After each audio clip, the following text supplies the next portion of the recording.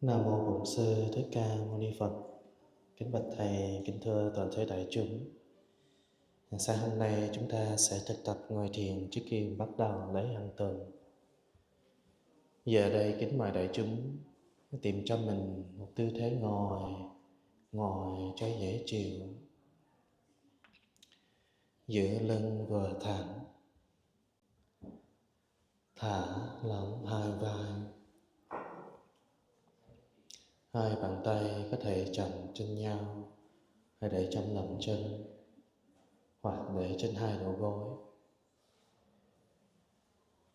Đầu của mình giữ vừa chừng, không qua ngước cao và không cúi xuống thấp, giữ vừa chừng. Mắt của mình có thể nhắm mắt lại, miệng khép lại và mỉm cười nhẹ, và buông thư toàn thân.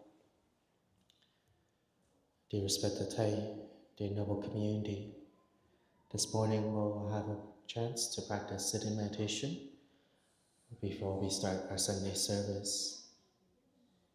We invite you to find yourself a comfortable posture. Make sure your back is upright, your shoulders relax. Your hands can be placed on your lap, on your knees. You may like to close your eyes. Keep a light smile on your face. Your head upright, not looking far too up, nor looking far too down.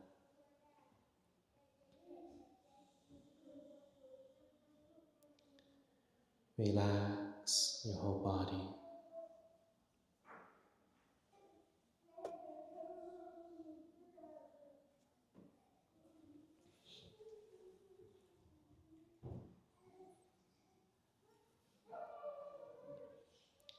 Sau khi chúng ta chỉnh tư thế xong,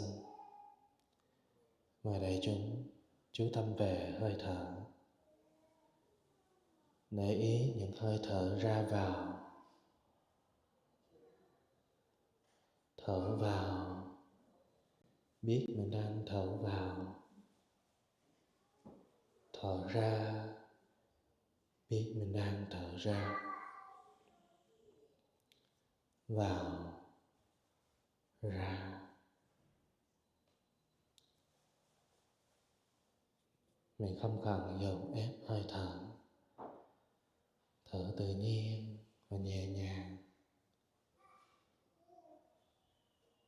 Once you establish your posture, bring your attention to your breathing. Become aware of your in-breath as you breathe in. Become aware of your out-breath as you breathe out. In, out. There's no need to force or control your breathing. Breathe naturally and gently.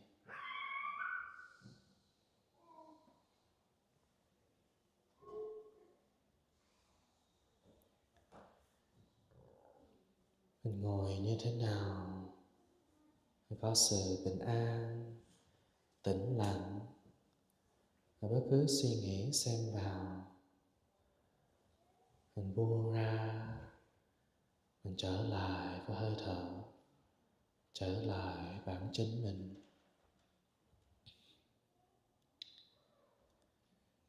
In such a way that there is peace and stillness. Wherever thoughts or sounds that may arise, we can let them go and return back to our breathing, return back to ourselves.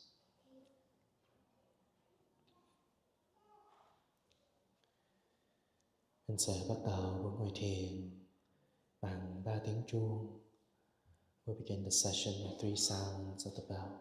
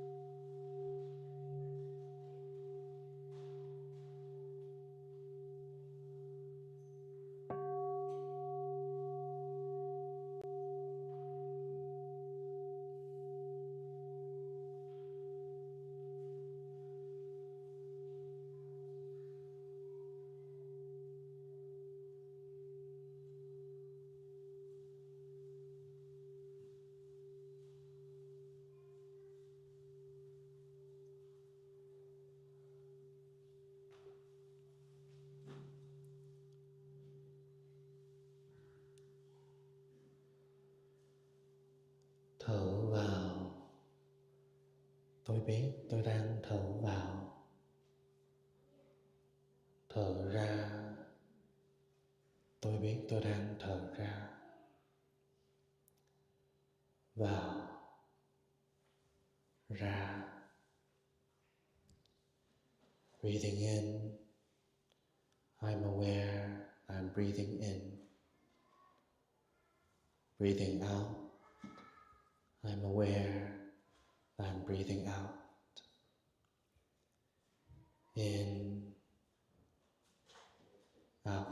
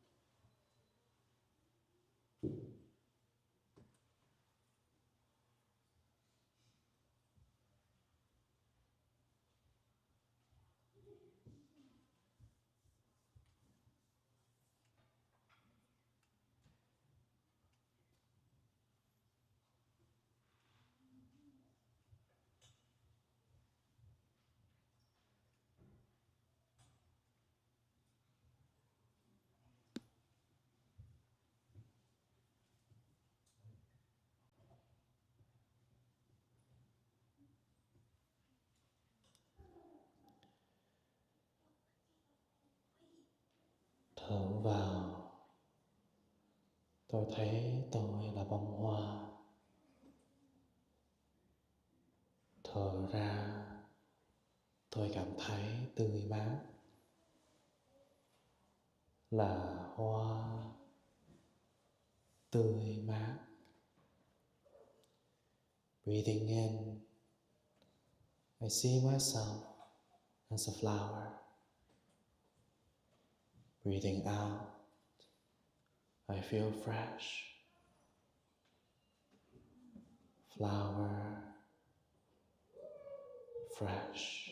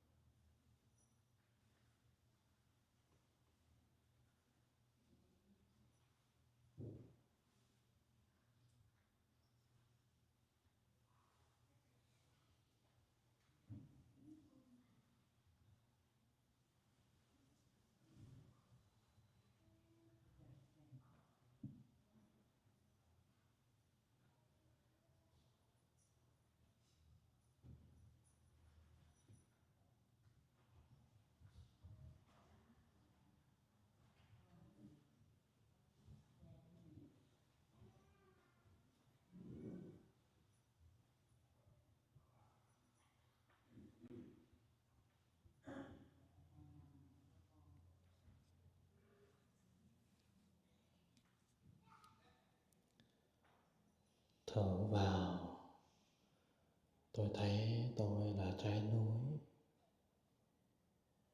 Thở ra, tôi cảm thấy vững vàng, là núi vững vàng.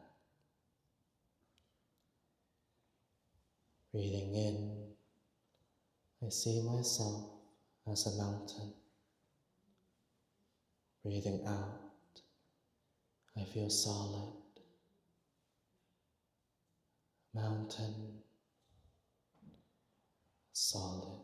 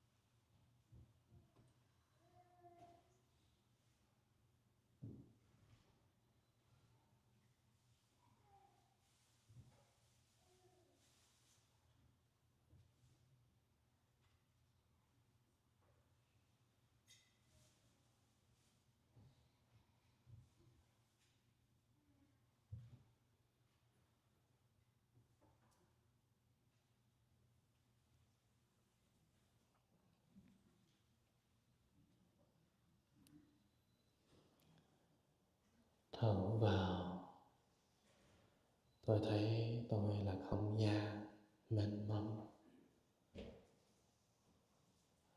Thở ra, tôi cảm thấy tự do thanh thản. Không gian thanh thản.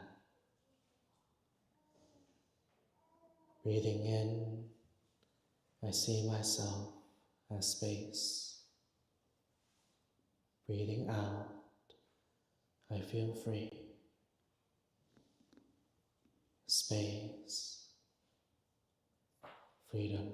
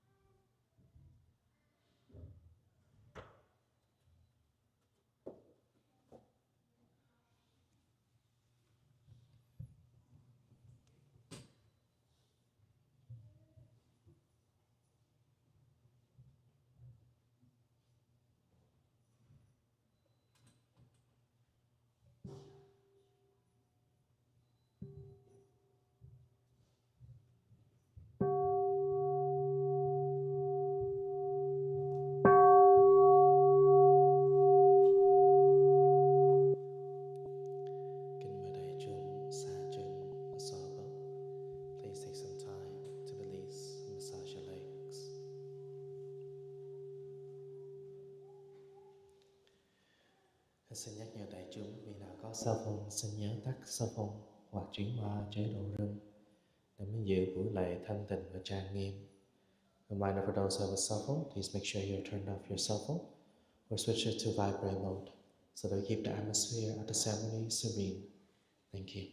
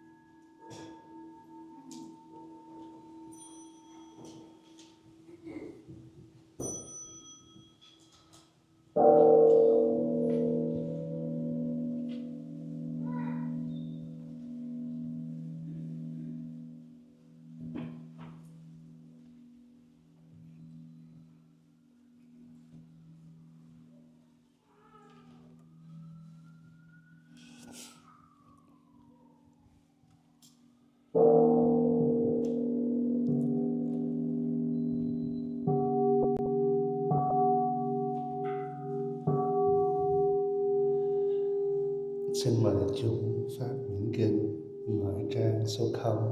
Please pass the sutras and turn to page 0.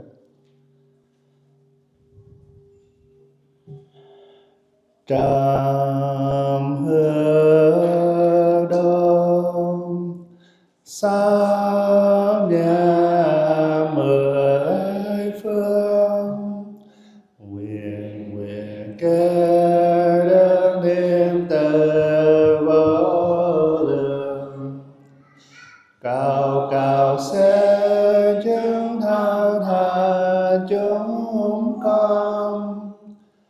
Vầng vầng khói kết mây là cúng dường, đà niệm mau đã lan truyền nơi cùng nơi, nhờ chân lý chúng sanh đều thảo luận hỏi, đồng quy kê quỳ dưới đại sen, dân hóa tâm tịch hiền màu thắm tươi cành, đại quang minh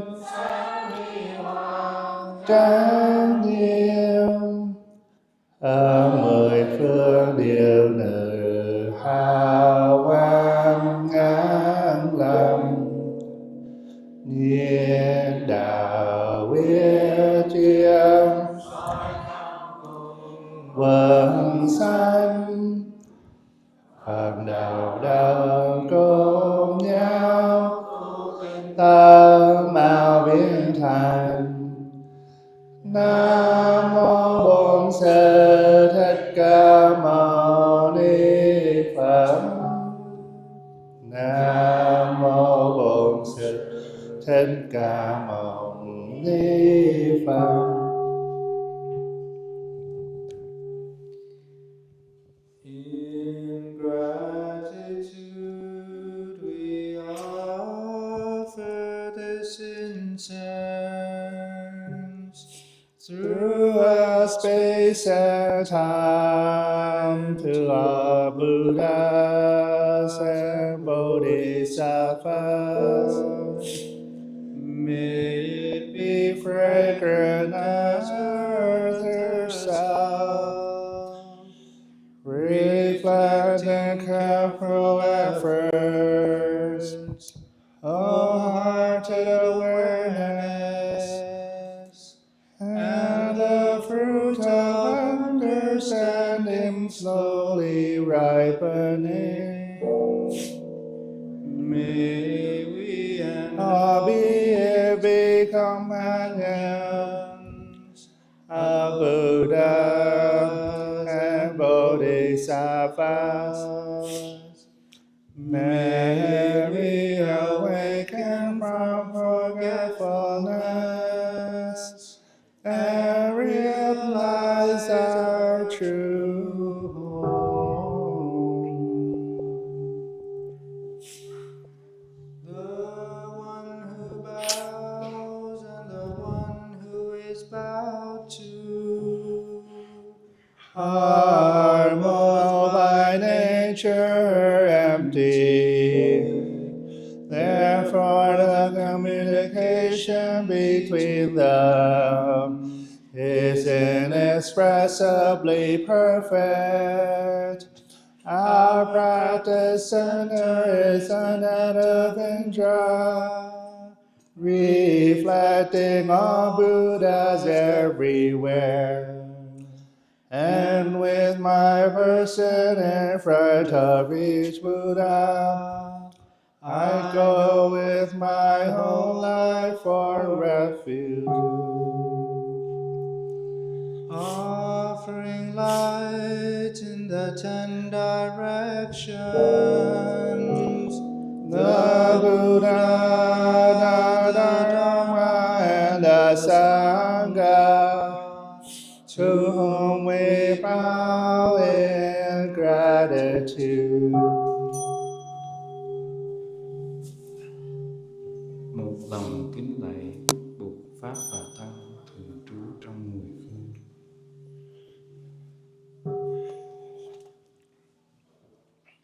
teaching and living the way of awareness in the very midst of suffering and confusion. Shakyamuni Buddha, the fully enlightened one, to whom we bow in gratitude. Một lòng kính lạy Đức Bổn Sư Bụt Thích Ca Mâu Ni.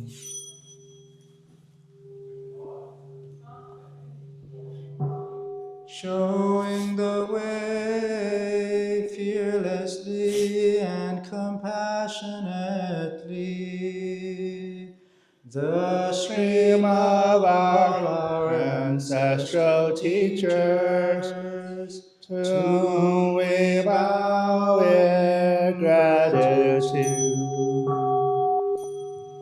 Một lòng kính lạy chư vị tổ sư qua các thời đại.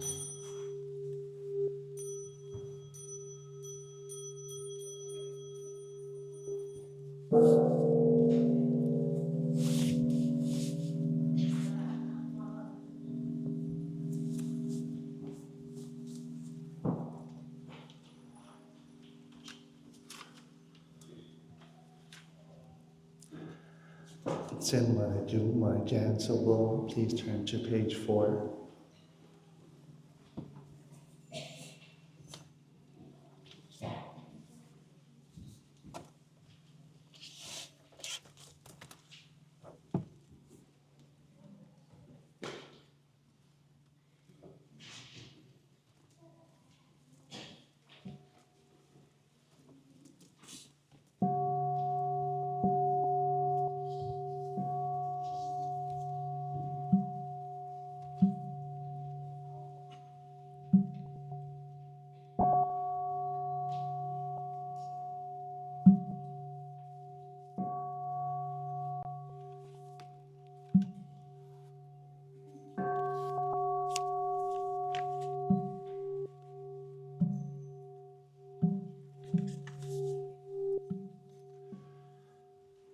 Namo tassa bhagavato arahato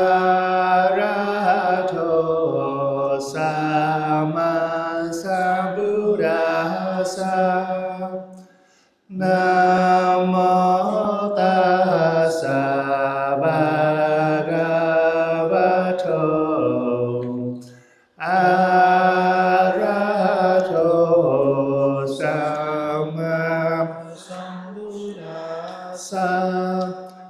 Namo tassa bhagavato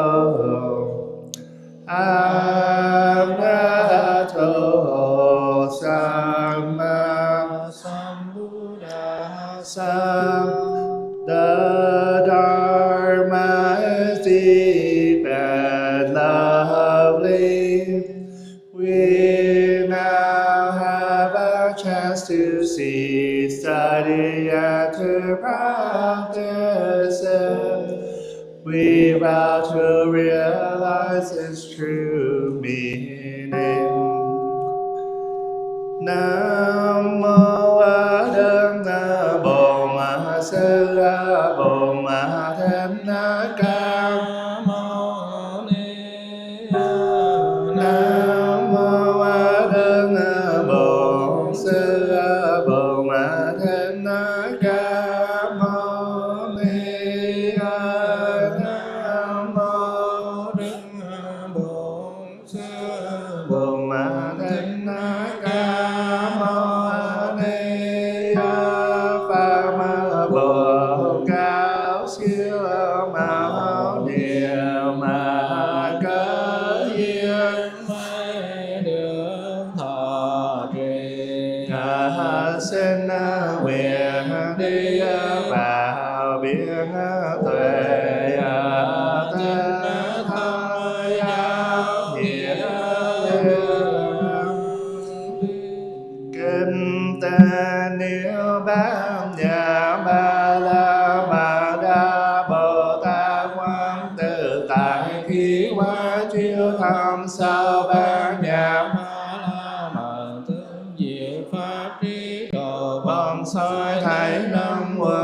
việc không có tự tác thờ chứng điều ai xâm nhảy vượt thoát tất cả mọi khổ đau. Lời từ sáng chẳng khác kỳ không không chẳng khác kỳ sáng sáng chân thần là không không chính thần là xa còn lại bốn quần kiếp cũng đều như vậy cả. Xa lời tưởng nghe đây thầy mọi pháp điều không không sai cũng không diệt cũng nhớ cũng không sai không thêm cũng không bá cho nên trong tánh không không có sáng thọ thường cũng không có hành thơ không có nhà đi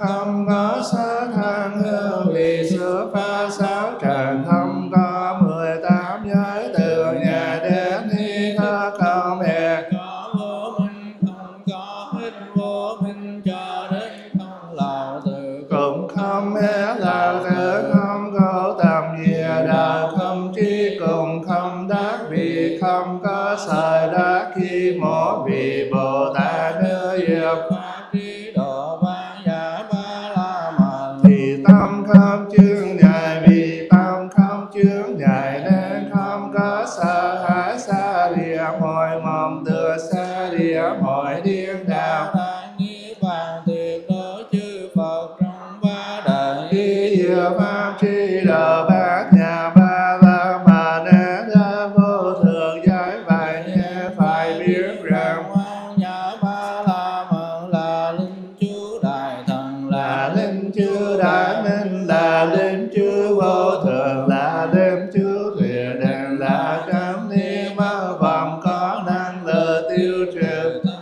cả mọi khổ nạn cho nên tôi muốn thuyết câu tham chư trí độ bát nhã ba la mà nói xong đưa Bồ Tát điều đồng thầm chữ rằng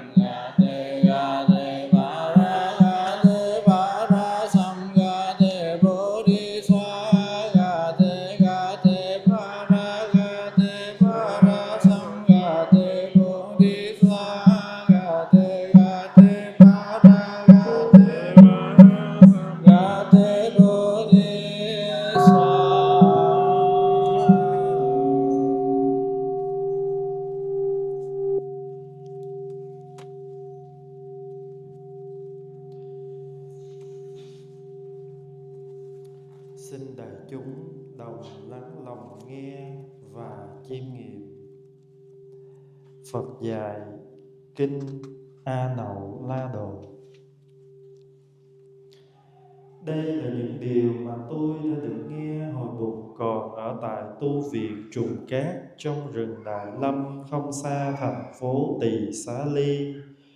Lúc bấy giờ, Đại Đức A Nậu La Độ đang cư trú tại một cái am trong rừng không xa nơi Bụt ở. Một hôm, có một số các du sĩ ngoại đạo đến thăm Đại Đức A Nậu La Độ. Sau khi trao đổi những lời chào hỏi và chúc tụng, họ hỏi Đại Đức: Này hiền hữu A Nậu La Độ, Đức Như Lai mà người ta tôn xưng là bậc đã chứng ngộ quả vị cao nhất, thế nào cũng đã nói và giảng dạy cho hiền hữu nghe về 4 mệnh đề sau đây. Một là sau khi chết Đức Như Lai vẫn còn. Hai là sau khi chết Đức Như Lai không còn. Ba là sau khi chết Đức Như Lai vừa còn vừa không còn. Bốn là sau khi chết Đức Như Lai vừa không còn vừa không còn. Hiền hữu hãy nói cho chúng tôi nghe đi. Đại Đức A Nậu La Độ trả lời: Này các hiền hữu, Đức Như Lai bậc tôn quý trên đời, người đã từng chứng ngộ quả vị cao nhất, chưa bao giờ từng nói và giảng dạy trong khuôn khổ 4 mệnh đề mà các vị hiền hữu vừa đưa ra. Nghe Đại Đức nói thế, các vị du sĩ ngoại đạo nói với nhau: Có thể là ông thầy tu này mới xuất gia, hoặc giả nếu ông ta đã đi tu lâu rồi thì ông ta chỉ là một kẻ ngu độn. Không vừa ý với Đại Đức, họ bỏ đi.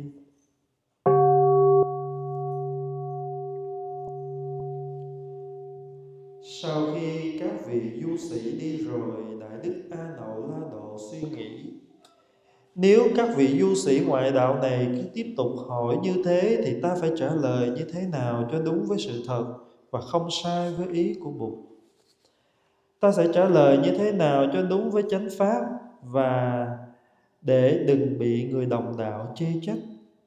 Rồi Đại Đức A Nậu La Độ đi tới nơi Bụt ở, cung kính làm lễ và thăm hỏi người. Sau đó trình lên Bụt những điều đã xảy ra. Bụt hỏi: này Đại Đức A Nậu La Độ, thầy nghĩ sao? Có thể tìm Như Lai trong hình sắc không? Bạch Thế Tôn: không. Có thể tìm Như Lai ngoài hình sắc không? Bạch Thế Tôn: không. Có thể tìm Như Lai trong cảm thọ, tri giác, tâm hành và nhận thức không? Bạch Thế Tôn: không. Có thể tìm Như Lai ngoài cảm thọ, tri giác, tâm hành và nhận thức không? Bạch Thế Tôn: không. Này Đại Đức A Nậu La Độ, thầy có nghĩ rằng Như Lai là một cái gì vượt ra khỏi cảm thọ, tri giác, tâm hành và nhận thức không? Bạch Thế Tôn: không. Này A Nậu La Độ, đi tìm Như Lai ngay trong khi Như Lai còn sống đây mà còn không tìm ra được, thì thử hỏi đi tìm Như Lai sau khi Như Lai đã ẩn diệt trong khuôn khổ bốn mệnh đề còn, không còn, vừa còn, vừa không còn, vừa không còn, vừa không còn. Đó có phải là một chuyện có thể làm được hay không? Bạch Thế Tôn: không.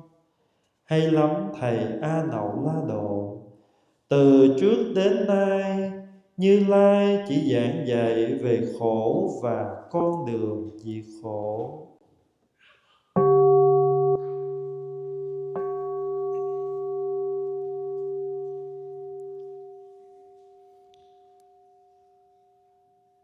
Dear community, we invite you to contemplate wholeheartedly the discourse given to Anuradha. I heard these words of the Buddha one time when the Lord was staying in the gabled house in the great forest near the town of Vasavi. At that time, the Venerable Anuradha was staying in a hermitage in the forest not far from where the Buddha was. One day, a group of recluses came to see the Venerable Anuradha, and after exchanging greetings and courtesies, asked the Venerable monk, Venerable Anuradha, the Buddha is often praised for having reached the highest fruit of awakening. He must have explained to you his understanding of these four propositions. Firstly, after death, the Buddha continues to exist. Secondly, after death, the Buddha ceases to exist. Thirdly, after death, the Buddha both continues and ceases to exist. Fourthly, after death, the Buddha neither continues nor ceases to exist. Please tell us, which of these propositions is true? The Venerable Anuradha replied, Friends, the Buddha, the Tathagata, the world-honored one, the one who has realized the highest fruit of awakening, has never proposed or spoken about these four propositions. When they heard the Venerable Anuradha's reply, the recluses said, It is possible that this monk has just been ordained, or if he has ordained some time ago, he must be of slow wits. Not satisfied with the Venerable Anuradha's answer, they left him, thinking that he was either newly ordained or of little intelligence. When the recluses had gone, the Venerable Anuradha thought, if recluses continue to ask me these questions, how should I answer so as to speak the truth and not misrepresent the teachings of the Buddha? How should I answer so as to be in harmony with the right Dharma and not to be criticized by the adherents of the Buddha's path? Then Anuradha went to where the Buddha was staying, bowed to the Buddha, spoke words of greeting, and then told the Buddha what had happened. The Buddha asked him, "What do you think, Anuradha? Can you find the Buddha in form?" "No, world-honored one." "Can you find the Buddha outside of form?" "No, world-honored one." "Can you find the Buddha in feelings, perceptions, mental formations, or consciousness?" "No, world-honored one." "Can you find the Buddha outside of feelings, perceptions, mental formations, or consciousness?" "No, world-honored one." "Well then, Anuradha, do you think that the Buddha, that the Tathagata transcends forms, feelings, perceptions, mental formations, and consciousness?" "No, world-honored one." "Anuradha, if you cannot find the Buddha even while he is still alive, can you find the Buddha within these four propositions? After death, continuing to exist. After death, ceasing to exist. After death, both continuing and ceasing to exist. After death, neither continuing or ceasing to exist?" "No, world-honored one." "Quite so, Anuradha. The Buddha has only spoken and taught in relation to one thing, suffering and the end of suffering. Xin mời chúng mở trang 16. Please turn to page 16.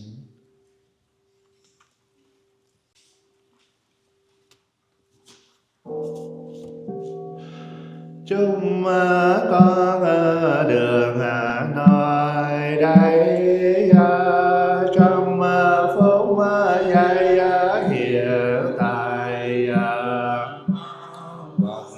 bởi tăng thân thấy mình thằng may mắn sinh ra được làm người.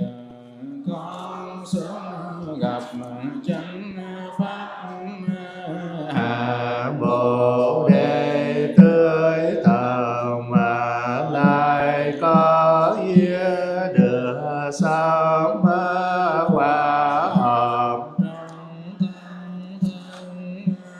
năng lượng của tăng đoàn giới lựa và quy nghi đang bảo hộ cho con không để dây lầm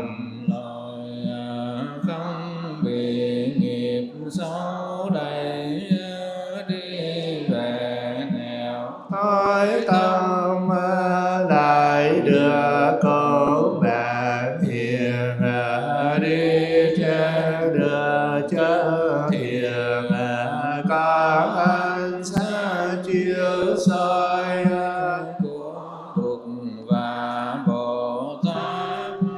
thì có mà trăm con được hạ dâm khổ đau phiền não và tâm khí đừng Niệm hiện tiền vẫn thường luôn biểu hiện giúp cho con kiếm xuống với những gì màu niệm có mà trong tự thân và có mà quanh con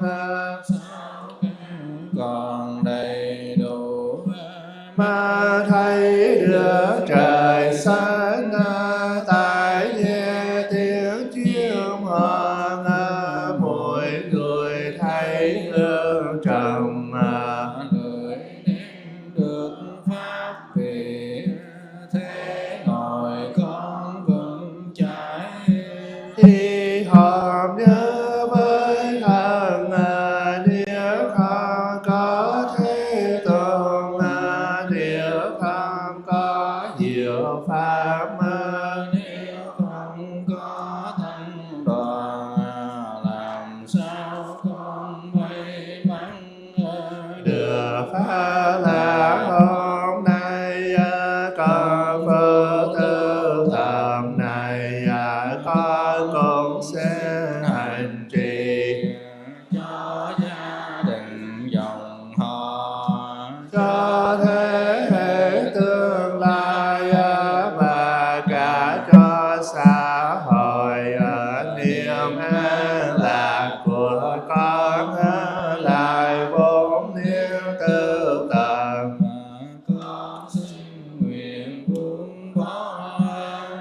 nuôi tán và nuôi dưỡng bài chánh niệm hàng ngày trong xã hội của con. Bao nhiêu người đau khổ chìm đắm trong năm dục ganh ghét và hận thù, thấy được những cảnh này có quyết tâm hành trì địa phương nhớ tâm hành tham đắm và giận ghét, tập khả năng lắng nghe và sử dụng ái ngữ để thiết lập truyền thống tạo nên sự hiểu biết chấm nhớ và thương yêu giữa các Bồ Tát kia. Con cũng xin tập nhìn mọi người chung quanh con bằng từ bi bằng tâm thể hiểu biết, con sẽ tập lắng nghe bằng đôi tay xót thương, bằng tấm lòng lên mẫn nhìn và nghe như thế là hạnh của Bồ Tát, có thể làm với kẻ khổ đau trong lòng người, đem lại lạc về cho cả hai phía. Chúng con ý thức rằng chế phiền não si mê làm cho thế giới này nếu tư tà chuyển hóa, chế ta được hiểu biết cảm thông và thương yêu chúng con sẽ tạo được tịnh độ ngay nơi này. dù cuộc đời vô thường, dù sẽ lão bệnh tử đã có được đi rồi, con không còn lo sợ. hạnh phúc thấy được sống cho tăng đoàn thế tôn, được hành trì giới định, sống vững chãi thành thơi trong từng giây từng phương của cuộc sống hàng ngày, và trực tiếp tham gia vào sự niệm độ sanh của Bụt và Bồ Tát. giờ phút này quy báo niệm biết tràn dân sẽ lại đến thế tôn chân minh và thọ. xin mời đại chúng mở trang số 22. Please turn to page 22. Nguyện dạy an là đem an lành, ngày đêm sao thời điều an lành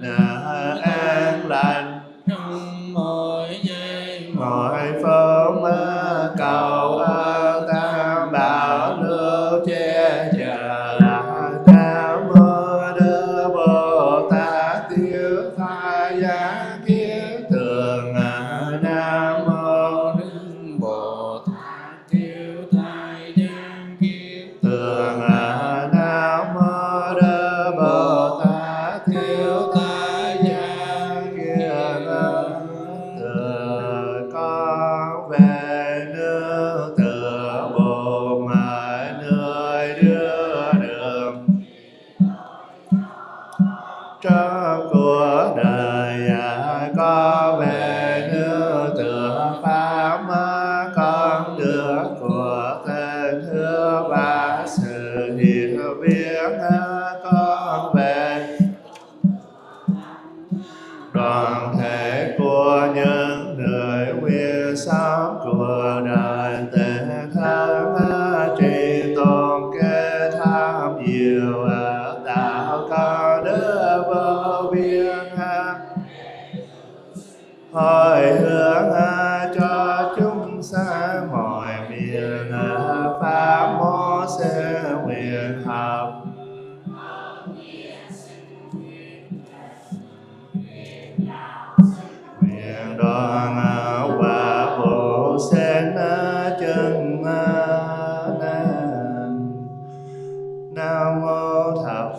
thường trụ tam bảo.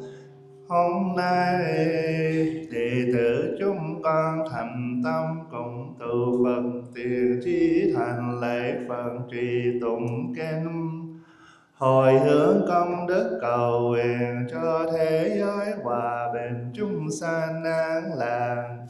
Lại trao pháp duyên này chúng con hôm nay cầu siêu cho chư vị hương linh, trần thì bề pháp nhân minh nộp, nguyện văn thuận pháp danh minh hành, phạm thì định pháp gia diệu đạt, hầu thì nọ pháp gia diệu hương đăng minh hôn Victor độ Độc Loan độ Bạch Lan, Thái Hoài phong pháp danh Khánh Gia Huỳnh Lệ Thanh George, Lý Thị Cân pháp danh Thanh Quý Định Nhật Hoa pháp danh Tuệ Huy, Đàn Hữu Bà pháp danh Đăng Ba Phạm Thị Sam pháp gia Diệu Hải, Lễ Cầm Đà Dương Lan Hương Lễ Thị Nọ pháp gia Huyền Bảo, Trần Thị Huệ pháp danh Nguyễn Hoa, Luca Carter, Chantala Vili Masa Tadara, Tô Cẩm Tường pháp gia Giác Tường, Trường Kỳ pháp danh Diệu Đức Nộ Á Minh pháp gia Thiền Huệ, Hầu Thị Địa pháp gia Diệu Bích Lưu Chí Cương, Lisa Lâm, Huỳnh Quốc Phước pháp danh Minh Hải, Hứa Hỷ Phúc, Lê Thanh Thọ pháp danh Tuệ Dẫn, Đông Lệ Nha Jenny pháp danh Diệu Thoát, Durwood Ashcroft Trần Thị Xá pháp danh Diệu Thanh, Đồ Sám Đồ Hồng Quân Lễ Văn Chung. Nguyện tất cả chư vị hương linh nương nhờ tam bảo lực, đồng đưa về đây nghe kinh siêu sanh tịnh độ. Lại nguyện cầu á cho chư vị Phật tử lễ thì bế pháp danh Hoàng Cạch Chánh, Đạo thì so pháp danh Diệu Hiền Bửu Thị Liên. Nguyện chư Phật tử thăng tâm an tình bình khổ tiêu trừ thường đường an lành xa lìa khổ ách, và hồi hướng công đức cầu nguyện cho những vị cứu lục tại Việt Nam miền Trung. Nguyện hành thống vô ngại tại chứng tiêu trừ công nhân công quả Phật tử thăng tâm an lạc, bình khổ tiêu tan quyến thuộc bình an các tường như nguyện. Phổ nguyện âm siêu dương đối pháp giới chúng sanh, tình và vô tình đồng thành Phật đạo. Nam mô A Di Đà Phật. Nguyện đem công đức này hướng về đệ tử và chúng sanh đều trọn thành Phật đạo. Xin mời chúng cùng xả chân. Please release your legs before standing up.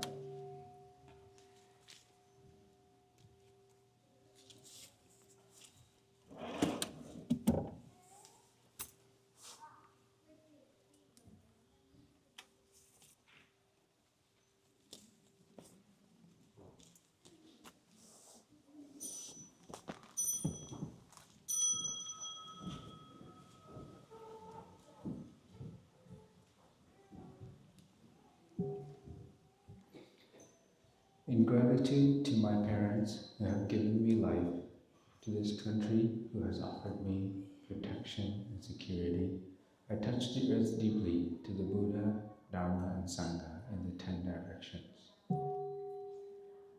Đệ tử nhớ ơn cha mẹ sanh thành quốc dân bảo hộ, cúi đầu kính lễ tam bảo, thường trụ trong 10 phương.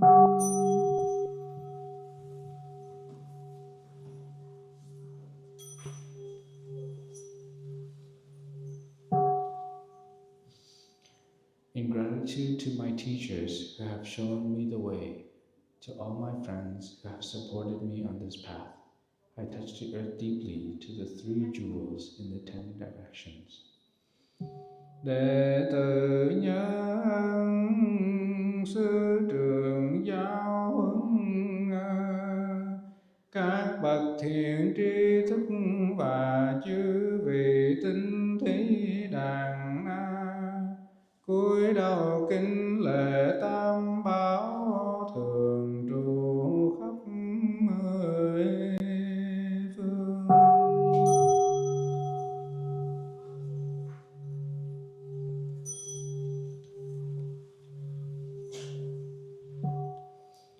In gratitude to all beings in the animal, plant, and mineral worlds, I touch the earth deeply to the Buddha, Dharma, and Sangha in the 10 directions.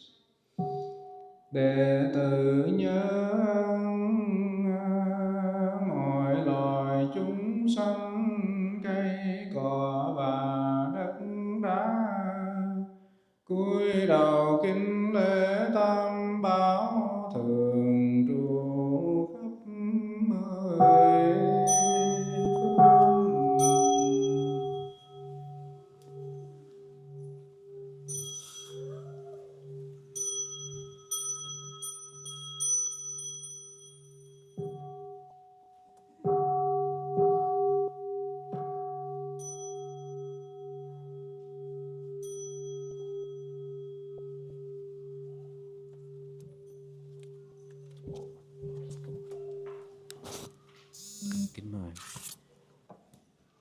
Kính mời đại chúng đồng an tọa.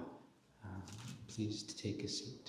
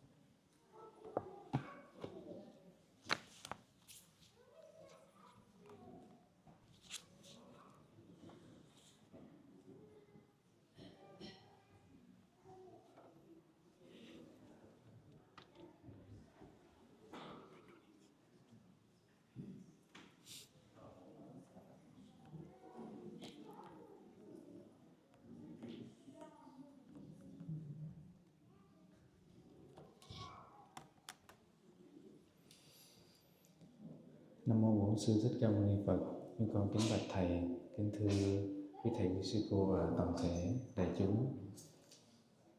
Trước khi chúng con xin phép được chia sẻ Phật pháp bằng tiếng Anh cho những vị nghe tiếng Anh, thì con kính mời đại chúng ta cùng chắp tay đốt sen và mình sẽ niệm danh hiệu của Đức Bổn Sư 3 lần trước khi mình bắt đầu.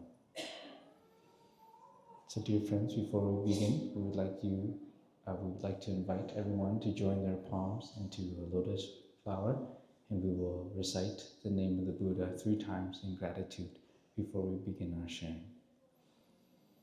Nam mô Bổn Sư Thích Ca Mâu Ni Phật. Nam mô Bổn Sư Thích Ca Mâu Ni Phật.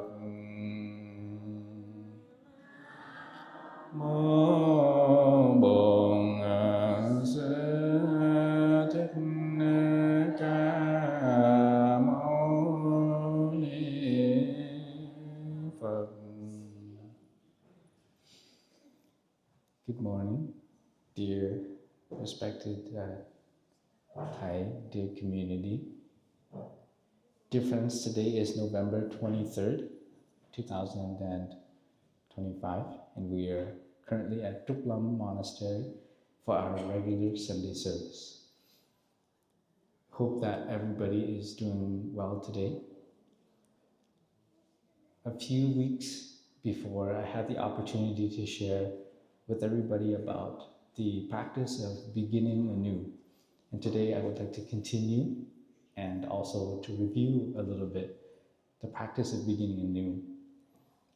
The practice of beginning anew is a practice that I was able to witness and also to receive, to be able to be present when this practice was being applied. And it was very touching for me, very moving for me. And I could see real transformation.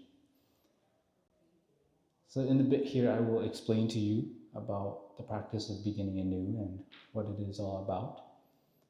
But before we speak about the practice of beginning anew, I wanted to bring out a really beautiful verse that I heard earlier, a beautiful line that I heard earlier when we were listening to the discourse given to Venerable Anuradha. There is one punchline at the end that the Buddha gave, and I don't know if you really remember it. I guess it's not really much of a punchline because it's non-violent, but there's one line at the end of this discourse that was very important. And overall, the entire discourse together, I think, I wouldn't say is not as important as this last line, but this last line is very, very important. And the Buddha, in giving and exchanging, Venerable Anuradha exchanging, being able to have an exchange with the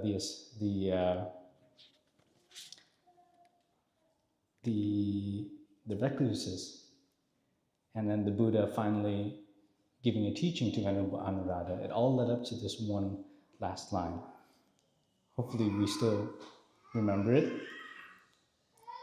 And the last line was, after going through the 4 propositions, the Buddha said, "Quite so, Anuradha.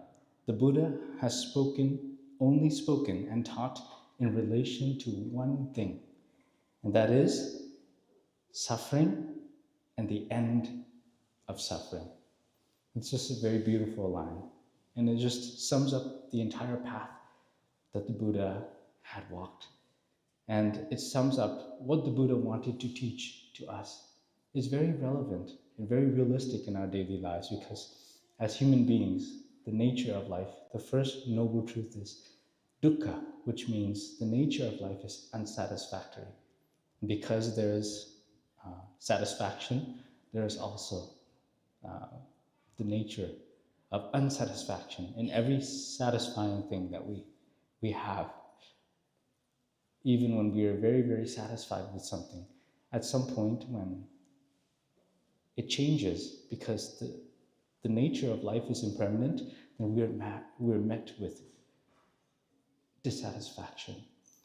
So the Buddha wants to point out to us that although there is unsatisfactoriness in life, and although there is suffering, there's a way out of it.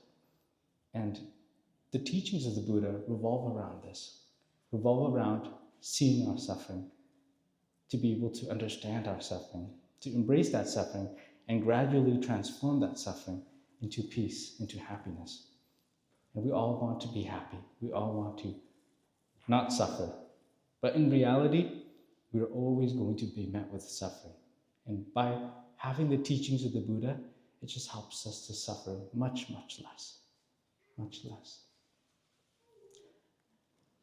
Some people are really good at math, and they can do math without a calculator. But some people are not good at math, like myself. And having a calculator helps me to suffer much, much less. So the teachings of the Buddha are the same. Different in the way that the Buddha experienced everything for himself, realized the truths for himself, and in the end he shared that with others. So it's not as mechanical as a calculator, but the Buddha gave us everything that he went through, everything that he discovered, and everything that he embodied in relation to only one thing: suffering and the end of suffering. So when we read countless teachings given by the Buddha, they all support this one point. How do we recognize, we understand, embrace and transform our suffering so that we can realize peace, so that we can find happiness? And the Dharma of the Buddha, the teachings of the Buddha, is found in life. Although the Buddha taught the Dharma, and we have recorded the Dharma down physically in books and texts, and it was transmitted orally for many generations and then later written down. And we have physical copies of what the Buddha would have said. But all these things the Buddha wants to explain to us, wants to teach us, wants to show us. He actually discovered everything in the life that we are living in right now, and nowhere out of it. And that's why the teachings of the Buddha are so in tune and so appropriate to help us to live more happily.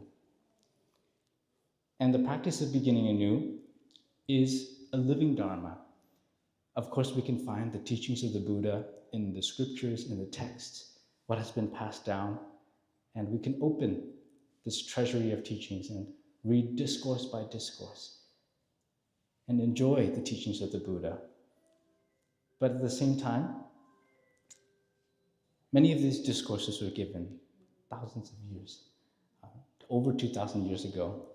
And so the relevance that it has with us today is something that we have to reflect on.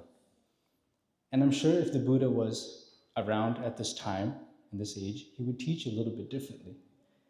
In the discourses, he uses a lot of imagery, a lot of analogies to carry across his teachings to others. He uses the image of a cow, he uses the image of a tree, he uses the image of the earth, and those are pretty universal. But I think if the Buddha was still around at this time, he would also have many, many other good examples and many other things in our daily lives that we would use to teach. And what the essence of the teaching is the Buddha wants to teach us the way to be able to recognize, to understand, to embrace and transform our suffering, and to be able to realize true happiness. When the causes of suffering are transformed, then no more suffering is born, or much less suffering is born. So the teachings of the Buddha are like a raft, and we use that raft to cross the water. But when we get to the other side, it would be very silly to put that raft on our shoulders and carry it with us wherever we go. The teachings of the Buddha are like, the Buddha teaches us like a teacher, transmitting to us the essence of who he is in terms of his characteristics, his understanding, his compassion, his loving kindness, his patience. And it's like making tea. When you make tea, all of the essence in the tea, the flavor, the color, everything goes into the tea that steeps out of the leaves. And once we receive that tea and we enjoy that tea, what do we do with the leaves? We compost the leaves. And it is the same with the teachings of the Buddha as well. The Buddha as a teacher as well. He transmitted the essence to us. And that's what we carry out through our daily lives. Because when we drink that tea becomes a part of us. It becomes the water inside of our body, nourishing and hydrating us. And we are nourished and we are hydrated so that we can continue to live happily, to bring joy and happiness to ourselves and others, to lessen the suffering in life. And gradually one day, we will be able to become like the Buddha. Our loved ones are the same. The Zen master Thich, he told his disciples, don't build a stupa for me. A stupa is a kind of I don't know how to describe it. It looks like, it's kind of like so essentially what it is it's a combined symbol of everything a Buddha uses. His staff, his bowl, his sitting mat, and it's arranged in such a way that it looks kind of like a tower. And after venerable monks or great teachers pass away, usually they're cremated and their ashes are put into those stupas and venerated by their disciples in gratitude, in memory of them. But the Zen master didn't want to be put in a stupa. And he said that everything that I transmitted to you, I have transmitted already. It's like I'm the tea leaves, and everything that I've given to you, the teachings that I have shared with you, is the tea that came out of those tea leaves. And after you drink those tea leaves, you have me inside of you. And it's the same with all of our loved ones and all of their good qualities. They are, within them, somebody who we love. And we love them for many, many reasons. And those reasons, the way that they treated us, the way that they treated others, the way that they lived their life as an example, is the essence of the tea leaves. And once they pass away, and once they transform into something, they manifest in a different way, we can see that this physical body, which we love so much, which is so dear to us, is like the tea leaves. And the essence of the tea is what they give to us. And when we come into contact with them, when we are loved by them, when we are cherished by them, that is them giving us their essence. So one day, when they're gone physically, we still have to remember that we drank the tea that they've offered us. And that means in every cell of our body, we still carry them with us. The only way, later on here, I was going to talk a little bit about the first step of beginning anew, which is flower watering. It's appreciating the qualities of your loved ones, your dearest ones who are around you, your friends, your family, your significant other. And how do we water the flowers of someone who has already passed away? It's a question that we can reflect on. If we look deeply, then we can see that our mother, our father, our grandmother, grandfather, they had very, very beautiful flowers. And these flowers are good qualities. These flowers are the actions which they carried out in their daily lives, the way that they spoke, the way that they thought for themselves and for others, the kindness that they showed. Those were the flowers. And now that they are gone, if we look deeply, we look into the teaching of transmission and receiving, then we can see that those flowers are also transmitted to us.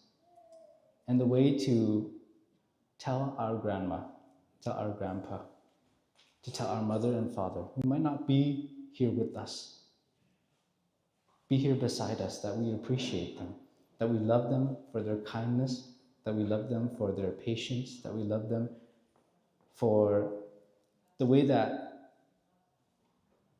they have selflessly lived. The way that we can water those flowers, even though they're not beside us, is to embody those qualities ourselves. Because they transmitted that to us. And we are part of the lineage. We are part of who they are. And that's why in Buddhism we have this concept of non-self, of no self. We see that we are apart from others, but really we're all very, very much connected. Sometimes we can see that we find our father's anger in us. Sometimes we find our mother's love in us. In situations where we react with a lot of anger, perhaps when we were a young child in the household, our father didn't have the chance to learn the way to manage, to learn the way to take care of his anger. And so he has transmitted that anger to us. Every single time we saw him yell, every single time we saw him let out his anger, he was transmitting that to us. But aside from these unwholesome traits, they have transmitted many, many beautiful, wholesome traits to us as well. And the way that we can thank them, the way that we can appreciate them, is to water those qualities that they have given us. For example, if my grandmother or if my father and mother was very generous when they were alive, and they gave.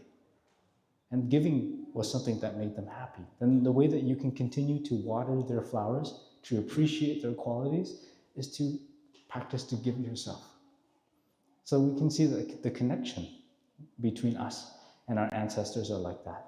The connection between ourselves and our loved ones around us are like that. And we say transmit and receive, but essentially the transmission and the transmitter and the receiver are but one. Because the Buddha, for example, we say that the Buddha has transmitted so many wonderful things to us. He has transmitted loving kindness, compassion, the seed of joy, of equanimity, of patience, of resilience, of determination. We say that we receive these seeds from the Buddha. This transmission from the Buddha, but actually we have all of this already inside of ourselves.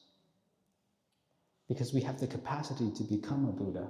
We say that the Buddha has transmitted to us how to understand, how to love. But in actually, we have the capacity to understand and to love. And that's why Buddhism, the teachings of the Buddha, are meant for people. Is something that's meant for human beings. Because the Buddha himself was a human being who perfected understanding, had great understanding, and who had great love and compassion. So, for the practice of beginning anew, this is a very concrete practice of expressing the Buddha's teachings, expressing it and putting it into our daily lives, finding suffering, understanding our suffering, gradually transforming our suffering, and nourishing the happiness that is already there to be able to find peace in our daily lives. So this is a very concrete practice. It's not just scriptures, it's not just vivid imagery, it's very down to earth and something that we can practice in our families in order to build happiness. So to begin anew is to look deeply and sincerely at ourselves, our past actions, our speech, and our thoughts.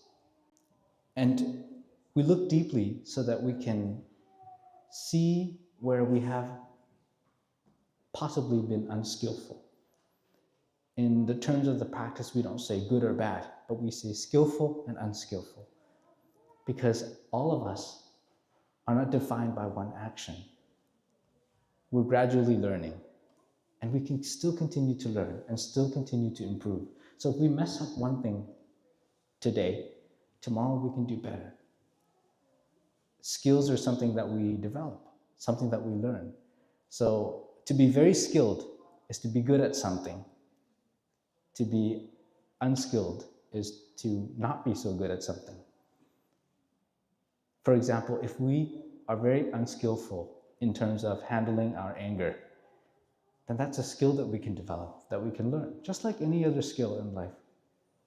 The skills which we learn, the skills which tie ourselves to our career, our jobs,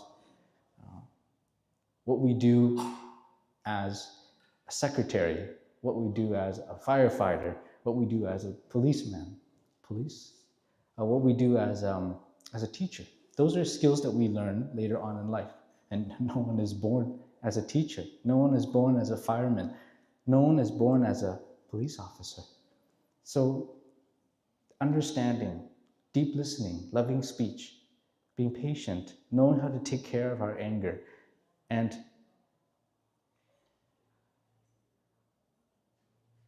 having the right perceptions is also skills that we can learn in the practice. You see, in life, people are very skilled and mature in different ways.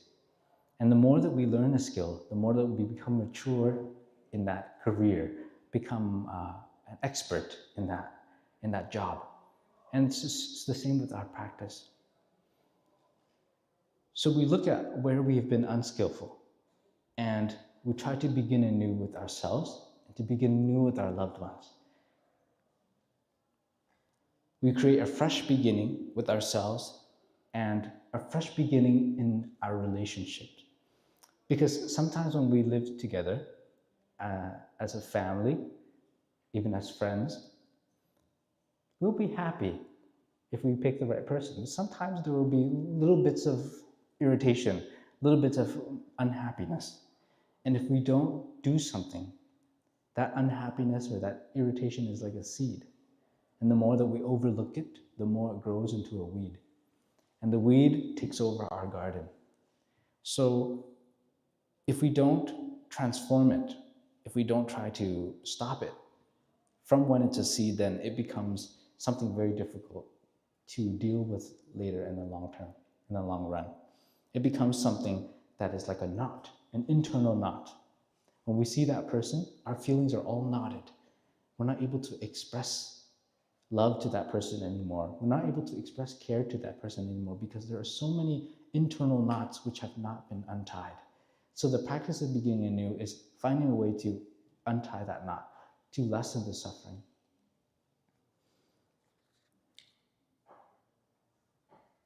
It's a practice to renew, to practice reconciliation, and to return to our deepest aspiration.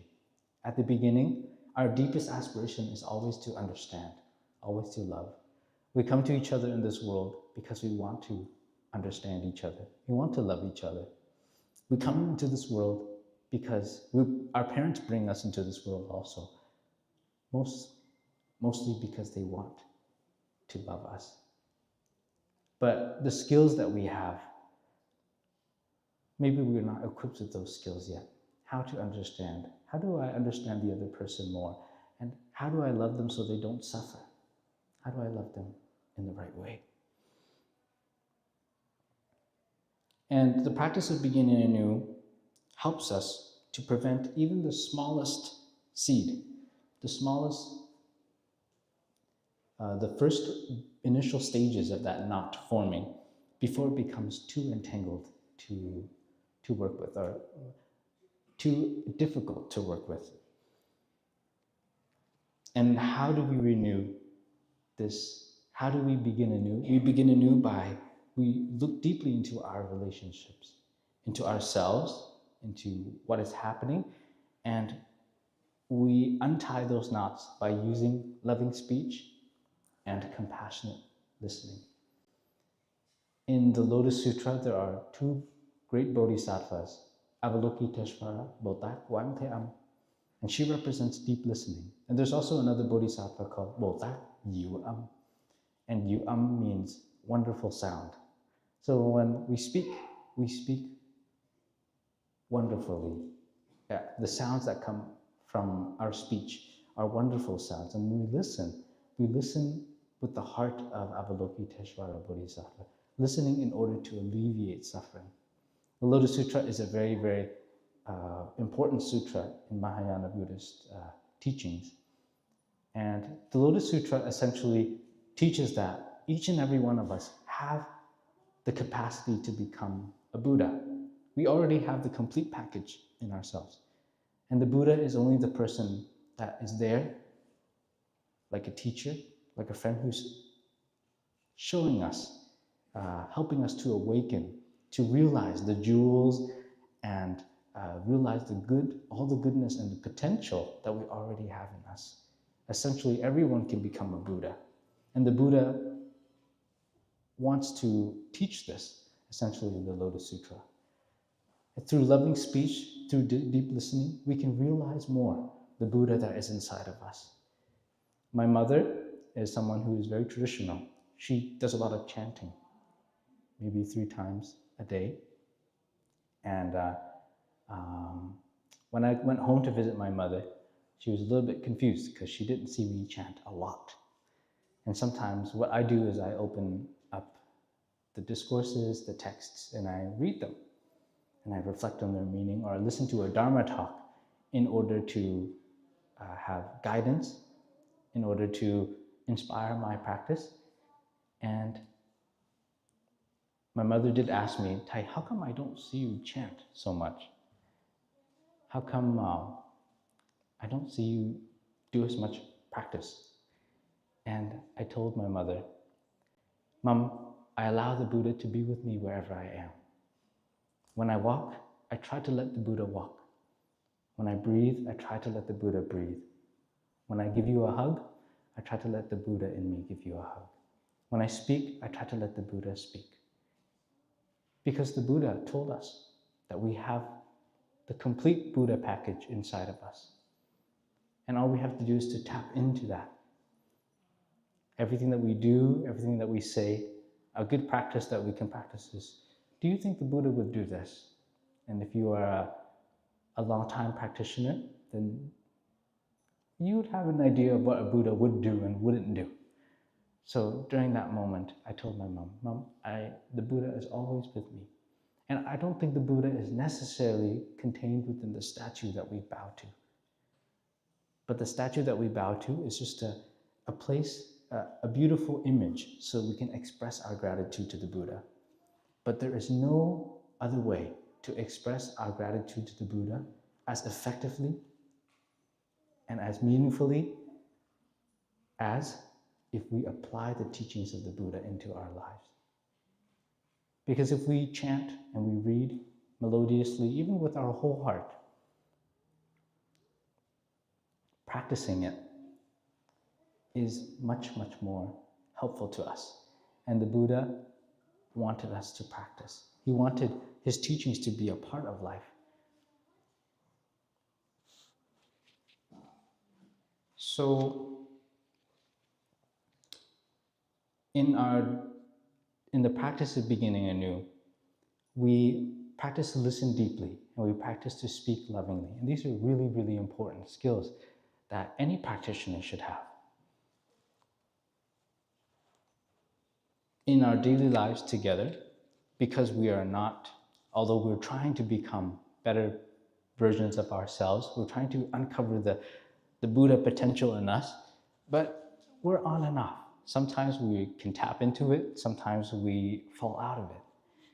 And because of that, small misunderstandings and unskillful actions naturally arise. And if we do not take care of them, then this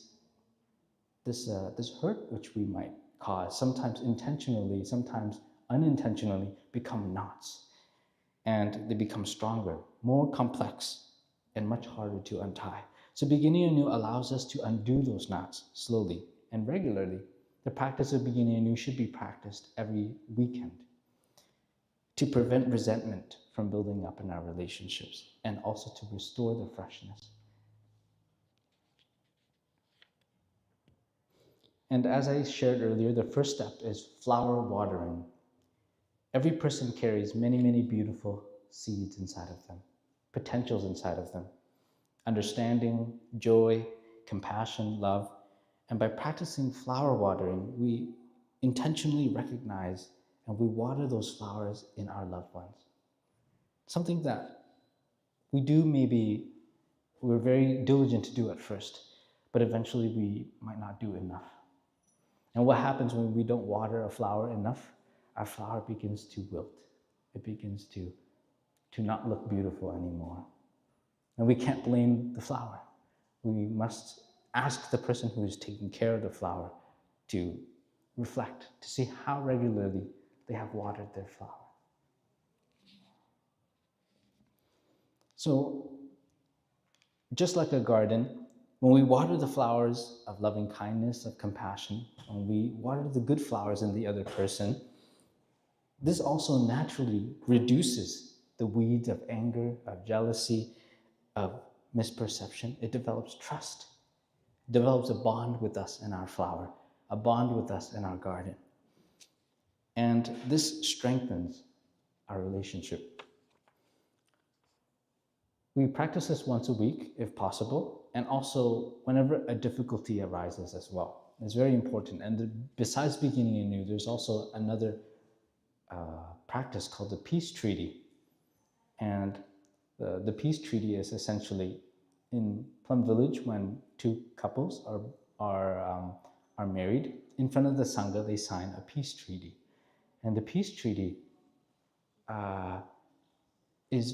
gives some very, very practical steps and guidance to how we should practice when there is about to be a war.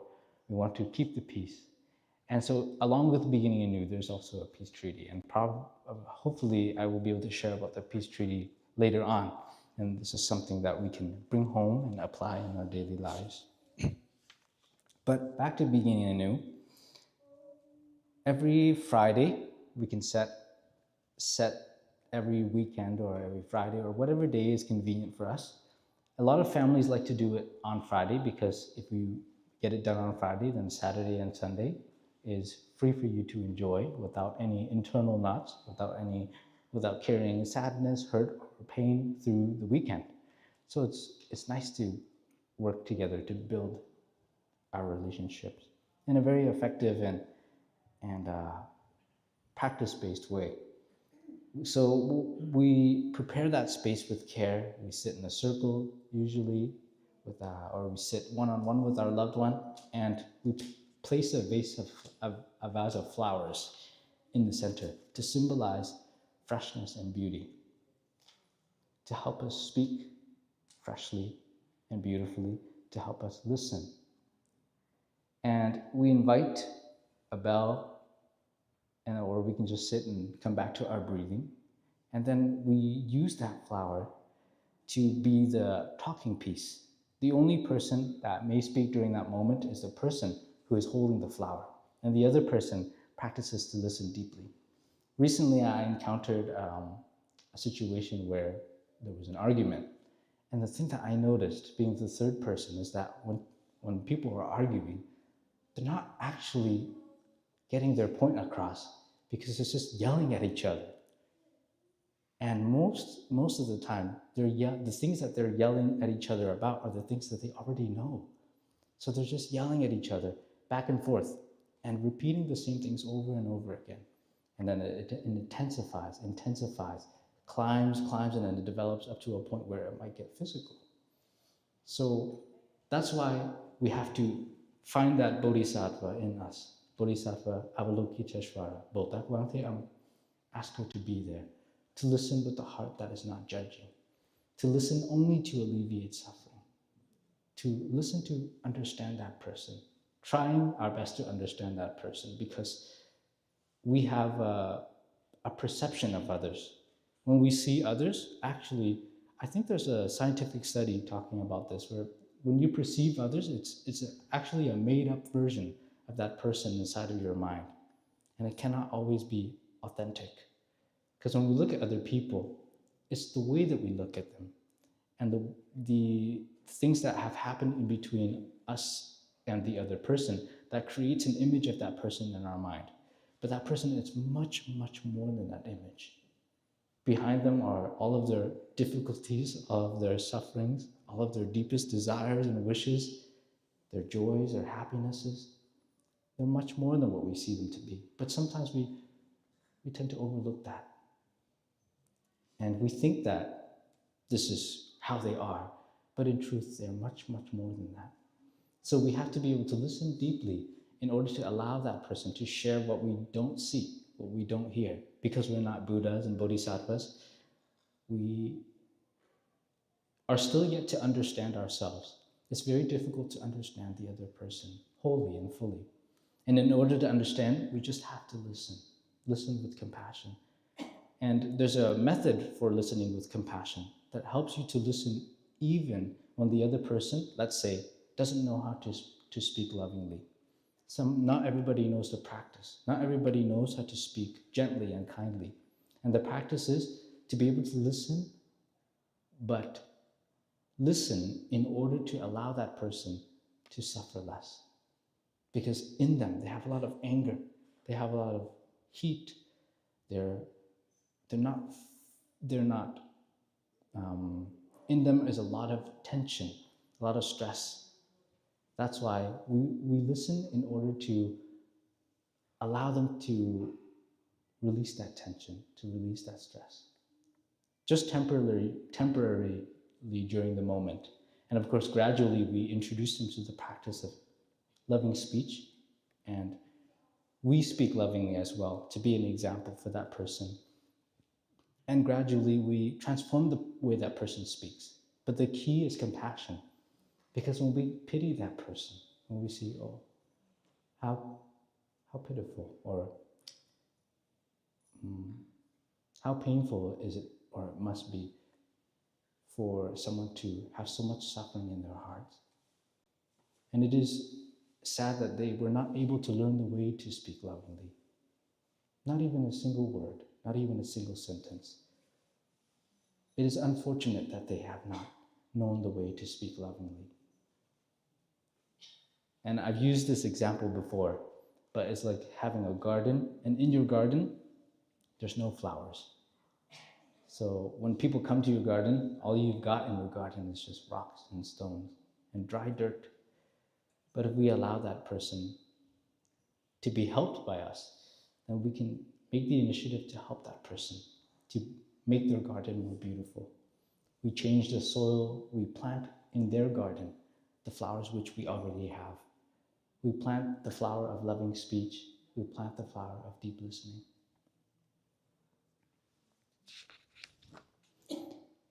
So the first step is expressing our appreciation for our loved ones. And this is the foundation. The speaker recognizes the wholesome and wonderful qualities of the other person and always speaks the truth. It's not a kind of flattery, but this is to appreciate that person for who they are. Sometimes they do many, many things for us, but because we are forgetful, because we're unmindful, we don't realize those things. We don't say thank you enough. Our loved ones have so many wonderful qualities and strengths. That's why we love them in the first place. But often we forget to say thank you for those qualities, to express gratitude. And flower watering helps us to see and to call these qualities out, to water them. How patient they are, how generous they are, how diligent they are, how courageous they are, how kind they are, and how they have cared for us during the week. And when we speak sincerely, the other person becomes very fresh and very beautiful right away, because they feel like they're being appreciated, they're being loved, they're being cared for. When a flower is watered enough and receives enough sunshine, it will be very beautiful. And the people around us are similar. So some of the points of this first step are to be specific, to name concrete actions and things that they did, not just vaguely praising them. Pausing before we speak, and we breathe first to connect to gratitude. So we might do a little bit of meditation at first, just to connect to the feeling of gratitude and what we're grateful for in that person. And the person who's listening and receiving the flowers also only practices deep listening, and allow the rain to come down, allow their flowers, the roots, to drink the water. And there's also unskillful ways to practice loving speech as well. Sometimes we mask loving speech, but underneath loving speech, there is an intention to hurt the other person. And I've seen this happen before, where we say sorry to another person, but underneath that apology, there is an intention to hurt that person. Or we tell them something with the terms and the right vocabulary, but the message and the intention, the underlying motive, is a lot of pain and a lot of suffering which we have. And sometimes we don't realize it. So one other method is to write a letter as well, because when you write a letter, you have time to reread what you've written, to really see, did everything that I say come from a moment where I was calm, where I was at peace and I was myself, where I wasn't being consumed by my anger? Because when I'm angry, I'm not me. When I'm jealous, I'm not me. So practicing loving speech is very, very important, and it's much more than just saying nice things. And I've seen it before in situations where People try to say things that are nice, or they say nice things in a way to, it's like kind of like a coating of something very, very sweet, but underneath that sweetness is a lot of pain, a lot of suffering. Not like a lot of hatred, not a lot of ill will, but it's just their own pain and their suffering trying to express itself. So that's the first step. The second step is to express regrets. And after you water the flowers, you take the time to acknowledge and to reflect on your own unskillfulness. We may have spoken harshly, we may have been forgetful, we may have failed to show up, we may have neglected the needs of those who we love, and we give ourselves a chance to express regret. And it's not self-punishment. It's important to true love because it's letting go of our pride. In true love, there's no space for pride. It's being humble, it's being courageous, and sharing our shortcomings honestly, without making excuses, without blaming. And when we recognize our impact on others, that's where the healing begins to work. The third step is sharing hurts and difficulties. So you express your own suffering. This is a chance for you to express your own suffering. If you've been hurt, if you've felt pain, perhaps this is the most delicate step, but we share our pain to our loved one in a way that invites them to understand our pain. Not to further turn anything into a conflict. And we use loving speech, of course. We practice deep listening. And during this moment when we use loving speech to express our pain, our loved one just listens. They just listen and they don't talk back. And this is the key, I think, because last time I saw an argument and two people were expressing their pain, but the other person just wasn't listening. So they're never getting their point across. So the goal is not to argue or to correct facts, but for one person to receive and the other person to share from their heart in a loving way. And even when we hear something and we believe it is untrue, it's a misperception, we have to wait and continue to listen deeply so that person actually has a chance to pour out all of the things, even the misperceptions, even the misunderstandings, even the things that are not true, so that they can fully express their suffering. And when the pain is acknowledged, we breathe, we embrace that pain, and they are able to release their burden. And we speak in the form of I statements. For example, I felt pain, I felt hurt when this happened and that happened. And we avoid blaming or accusing the other person. We just express our hurt, that's it. And the person who listens doesn't respond immediately, but they hold that person's suffering. And later on, when both are calm and collected, the person who is listening, if there were any misperceptions, if there were any misunderstandings, if there's something that needs to be clarified, we can go to that person at a good time where that person is also calm, and we can clarify that misunderstanding. It's this beautiful way to actually communicate and get our point across to the other person.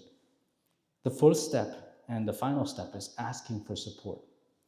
Sometimes after sharing that we're hurt, we invite the other person to support us as well, because saying sorry sometimes isn't enough. And we need to say sorry first, but then do something next time so that it doesn't happen again. And that's what beginning anew is. So you can tell your dear mother, dear father, dear partner, dear friend, darling, I know that I've been unskillful, and I know that I have some unskillfulness, and I'm working to become more skilled in taking care of my anger. So next time when I become very angry, can you hold my hand and remind me to breathe? And this is very concrete. So next time when you're about to do something, there's a bell of mindfulness there right beside you, ready to remind you. So to conclude and to wrap everything up, we can see that this is very, very in tune with what the Buddha taught. Suffering and the end of suffering. All of the Buddha's teachings invite us to go on that journey. And this is why Buddhism is, for me, more effective as a way of life than it is as a devotional religion. Although Buddhism has there are devotional aspects. A lot of people resonate with the devotional side of Buddhist practice, but I myself do as well, but it's more of a practice and a way of life. So hopefully, with just the gist of this, we can practice to water each other's flowers.